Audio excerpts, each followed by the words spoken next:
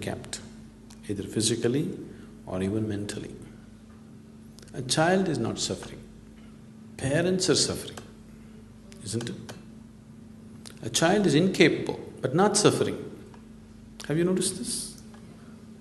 Even a mentally handicapped child, he's not suffering. Actually, he's more free of suffering than a lot of other children.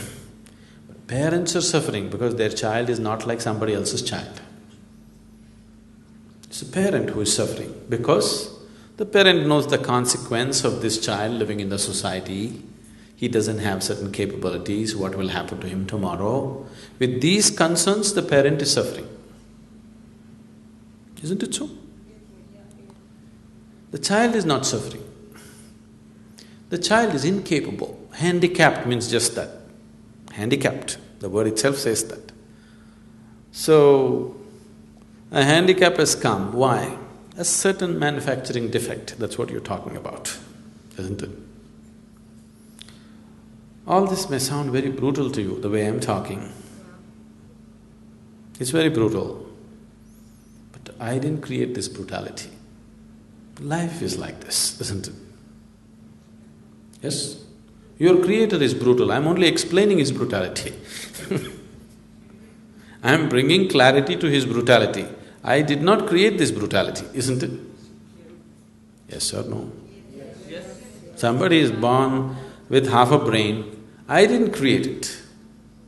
But if you are saying this is the work of the creator, this is creator's brutality.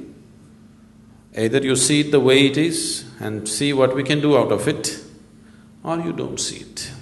Today, we no more call them as handicapped children, we call them special children. They're special because they're not like other children, they're different. That's a good way to look at it. They're special children. It is just that because you're comparing the child to some other child, you're thinking it is handicapped. Otherwise, it is a special child. Suppose, do you know, you're printing currency notes. All 100-rupee notes are supposed to be one way except the number. But 100-rupee note went crazy like this. Do you know a collector would pay a million rupees to buy that 100-rupee note? It's a special currency note, a freaky one. You can't buy anything out of it.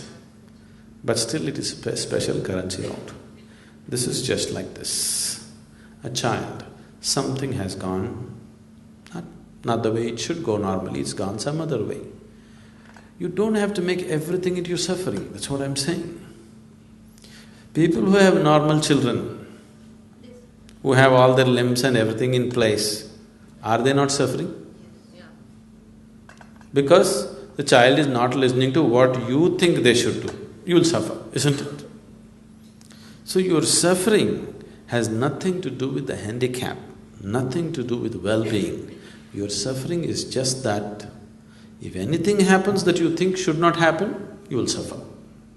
Or in other words, you want the whole existence to happen the way you think it should be. It'll never be so. In what form it comes to you, it doesn't matter. It comes to you in the form of a handicapped child, it comes to you in the form of a ruined business, it comes to you in the form of death, sickness. Which way it comes, it doesn't matter.